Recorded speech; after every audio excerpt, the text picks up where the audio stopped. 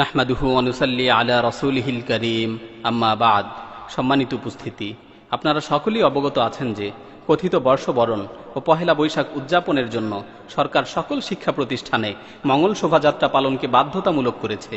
কারণ হিসেবে বলা হচ্ছে, মঙ্গল শোভাযাত্রা নাকি হাজার বছরের বাঙালি সংস্কৃতি এবং বাংলাদেশের অসাম্প্রদায়িক চেতনার প্রতীক। আশ্চর্য ব্যাপার হলো, যেটাকে হাজার বছরের বাঙালি সংস্কৃতি বলা হচ্ছে, সেই মঙ্গল শোভাযাত্রা প্রথম উদযাপিত হয়েছিল 1989 সনে। গ্রাম বাংলার কুড়ে ঘরে এর জন্ম না। এই উৎসবের জন্ম হলো শহুরে দালাল বুদ্ধিজীবীদের আখড়া ঢাকা বিশ্ববিদ্যালয়ে, অর্থাৎ 27 বছর আগে শহরের মাঝে শহুরে লোকদের আড্ডাখানায় তৈরি করা এক উৎসব কোনো এক অদ্ভুত কারণে হাজার বছরের আবহমান বাংলার সংস্কৃতিতে পরিণত হয়েছে।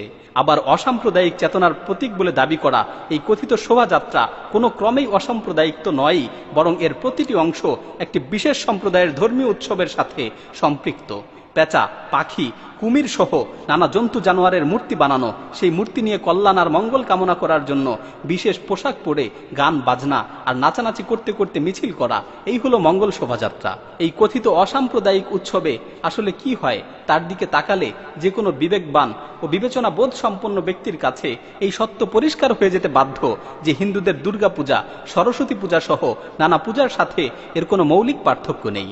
এমনকি এই কথিত অসাম্প্রদায়িক উৎসবের নামও নেওয়া হয়েছে হিন্দু মুশরিকদের দেবতা মঙ্গলের নাম থেকে। পূজায় ব্যবহৃত প্রদীপকে মঙ্গল প্রদীপ বলা হয়। হিন্দুদের বিয়ের প্রথম উৎসবকে বলা হয় মঙ্গল আচরণ। মুশরিক হিন্দুদের বিশ্বাস অনুযায়ী মঙ্গল হচ্ছে যুদ্ধ, যৌনতা আর শক্তির দেবতা। আর সত্যি এই উৎসবের দিনে অসাম্প্রদায়িকতা আর সংস্কৃতির নামে অবাধ যৌনতায় মেতে ওঠাটাই এখন রীতিতে পরিণত হয়েছে, যার বাস্তবতা 2015 সালের 14 এপ্রিলে টিএসসি ও সোহরাওয়ার্দী উদ্যানে অসাম্প্রদায়িক সংস্কৃতি প্রেমীদের দ্বারা শত শত নারীর যৌন হয়রানির মাধ্যমে সারা দেশের মানুষের কাছে স্পষ্ট হয়েছে। আর 90% মুসলিমদের দেশে মুসলিম ছাত্রছাত্রীদের শিক্ষা প্রতিষ্ঠানে সংস্কৃতি আর ঐতিহ্যের নামে শিরকি পূজায় বাধ্য করার মাধ্যমে এই অঞ্চলের মুশরিক হিন্দুরা তাদের শক্তির জানান দিচ্ছে এবং ইসলাম ও মুসলিমদের বিরুদ্ধে যুদ্ধ ঘোষণা করেছে। এখন যদি কারো এই যুদ্ধের বাস্তবতা সম্পর্কে সন্দেহ থেকে থাকে, তাহলে এই ঘটনা তার জন্য প্রমাণ হিসেবে যথেষ্ট হওয়া উচিত। একটু চিন্তা করুন, আজকে যদি কেউ বলে এই ভূখণ্ডের হিন্দু, বৌদ্ধ, খ্রিস্টানদের, মুসলিমদের কোনো একটি ইবাদত বাধ্যতামূলকভাবে পালন করতে হবে, তাহলে কি তা কখনোই মেনে নেওয়া হবে? অথচ হিন্দুত্ববাদীদের ক্ষমতা আজ এই ভূখণ্ডে কোন পর্যায়ে পৌঁছেছে যে তারা মুসলিমদের বাধ্য করছে তাদের পূজায় অংশগ্রহণ করতে। তারা এটা করছে সরকার ও প্রশাসনের উপর তাদের একচ্ছত্র নিয়ন্ত্রণের মাধ্যমে। আর এই ব্যাপারে জনমতকে প্রভাবিত করার জন্য ব্যবহার করছে তাদের প্রতি অনুগত দালাল মিডিয়াকে। রাষ্ট্রের উপর তারা কর্তৃত্ব স্থাপন করেছে, প্রশাসনের উপর তারা কর্তৃত্ব স্থাপন করেছে। সরকারি চাকরিতে পদে পদে শুধু হিন্দু। মিডিয়াকে সম্পূর্ণভাবে তারা নিয়ন্ত্রণ করছে। চাকরি খাত তারা নিয়ন্ত্রণে নিয়েছে। পুলিশ, র্যাব, ডিবি সহ সরকারের ডাকু বাহিনীগুলো নিয়ন্ত্রিত হচ্ছে দিল্লির নির্দেশনায়। সরকার ও প্রশাসনের পৃষ্ঠপোষকতায় ভারতীয় মারোয়ারি ব্যবসায়ীরা ব্যবসা খাতকে নিয়ন্ত্রণে নিয়েছে। স্কুল কলেজের পাঠ্যপুস্তকে কি থাকবে সেটাও তারা নিয়ন্ত্রণ করছে। আর আজ সংস্কৃতির নামে, ঐতিহ্যের নামে আপনার সন্তান সন্ততিদের তারা বাধ্য করছে শিরক করতে, আল্লাহ ব্যতীত অন্য কারো ইবাদত করতে। আর কাল তারা আপনার সম্পদ, আপনার মাটি, আপনার পরিচয়কে ছিনিয়ে নেবে।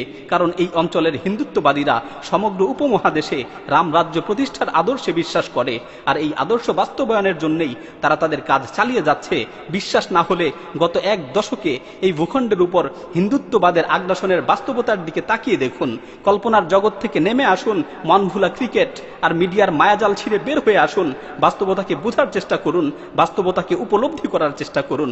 সামরিক চুক্তি, মঙ্গল শোভাযাত্রাকে বাধ্যতামূলক করা, রাষ্ট্র প্রশাসনের উপর মালাউনদের নিয়ন্ত্রণ, মিডিয়ার উপর নিয়ন্ত্রণ, ঐতিহ্য, অসাম্প্রদায়িকতা ইত্যাদির নামে হিন্দুত্ববাদের প্রচার, হাইকোর্ট প্রাঙ্গণে মূর্তি স্থাপন, পাঠ্যপুস্তকের মাধ্যমে শিরকের প্রচার, সমাজে ভারতীয় মাদক ও পতিতাদের ব্যাপকতা, বাংলাদেশের অর্থনীতির নিয়ন্ত্রণ ভারতীয়দের হাতে চলে যাওয়া।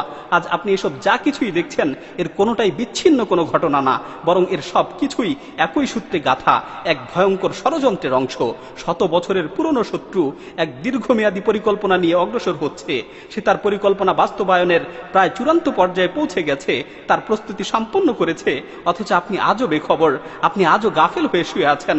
জাগ্রত হন, অন্য সব আদর্শ আর পরিচয়কে ছুঁড়ে ফেলে আপনার মুসলিম পরিচয়কে আঁকড়ে ধরুন, আপনার মুসলিম ভাইয়ের হাত ধরুন। কারণ কাল যখন এই মুশরিকরা আপনার উপর আক্রমণ করবে, আপনার পরিবারের উপর আক্রমণ করবে, আপনার ঘরের ঘরের উপর আক্রমণ করবে তখন কাউকে আপনি আপনার পাশে পাবেন না, আপনি শুধুমাত্র আপনার পাশে আপনার মুসলিম ভাইকেই পাবেন। উপলব্ধি করুন এই বাস্তব সত্যকে। কোনো দলীয়, আঞ্চলিক বা রাজনৈতিক সম্পর্ক নয়, হিন্দুত্ববাদের এই আগ্রাসনের মোকাবেলায় কেবলমাত্র বিশুদ্ধ ইসলামী ভ্রাতৃত্বের উপরই আপনি ভরসা করতে পারেন। অনুধাবন করুন, আর কোনো আদর্শ নয়, আর কোনো পদ্ধতি নয়, কেবলমাত্র বিশুদ্ধ তাওহীদের আদর্শের মাধ্যমেই হিন্দুত্ববাদের এই আগ্রাসনকে মোকাবেলা করা সম্ভব। কারণ ইসলাম এসেছে নিয়ন্ত্রণ করতে, কখনো নিয়ন্ত্রিত হতে না। ইসলাম এসেছে শাসন করতে, কখনো শাসিত হতে নয়। ইসলাম এসেছে মূর্তি ভাঙতে, মূর্তি পূজা করতে নয়। ইসলাম এসেছে পদানত করতে, কখনো পদানত হতে নয়। কিন্তু আমরা আমাদের মুসলিম পরিচয় ও ইসলামের আদর্শ থেকে দূরে সরে যাবার কারণেই আজ 90% মুসলিমের দেশ হওয়া সত্ত্বেও আমরা পদানত, আমরা নিয়ন্ত্রিত, আমরা লাঞ্ছিত, আর আজ আমরা বাধ্য হচ্ছি মূর্তি পূজা করতে। অতএব বাকি সব জঞ্জাল ছুঁড়ে ফেলুন এবং বিশুদ্ধ তাওহীদের মজবুত হাতলকে সর্বশক্তিতে আঁকড়ে ধরুন আর অনুসরণ করুন মুসলিম জাতির পিতা ইব্রাহিম আলাইহিস সালাতু ওয়াস সালামের পথের, যিনি মুসলিম জাতির সামনে মূর্তি ভাঙার আদর্শকে স্থাপন করেছেন। আল্লাহ তাআলা পবিত্র কালামে মাজিদে বলছেন, قد كانت لكم أسوة حسنة في إبراهيم والذين معه إذ قالوا لقومهم إنا براء منكم ومما تعبدون من دون الله كفرنا بكم وبدا بيننا وبينكم العداوة والبغضاء أبدا حتى تؤمنوا بالله وحده। তোমাদের জন্য ইব্রাহিমের মাঝে এবং তার সাথীদের মাঝে উত্তম আদর্শ রয়েছে, যখন তারা তাদের জাতিকে লক্ষ্য করে বলেছিল, আমরা তোমাদের থেকে সম্পর্ক ছিন্ন করছি এবং তোমরা আল্লাহকে বাদ দিয়ে যাদের ইবাদত করছো তাদের থেকেও সম্পর্ক ছিন্ন করছি। কাফারনা বিকুম, আমরা তোমাদেরকে মানি না। ওয়াবাদা বাইনানা ওয়া বাইনাকুমুল আদাওয়াতু ওয়াল বাগদাউ আবাদা, আজকে থেকে আমাদের মাঝে এবং তোমাদের মাঝে চিরশত্রুতা, চিরবিদ্বেষ। হাত্তা তুমিনু বিল্লাহি ওয়াহদাহ, যতক্ষণ না তোমরা এক আল্লাহর প্রতি ঈমান আনো।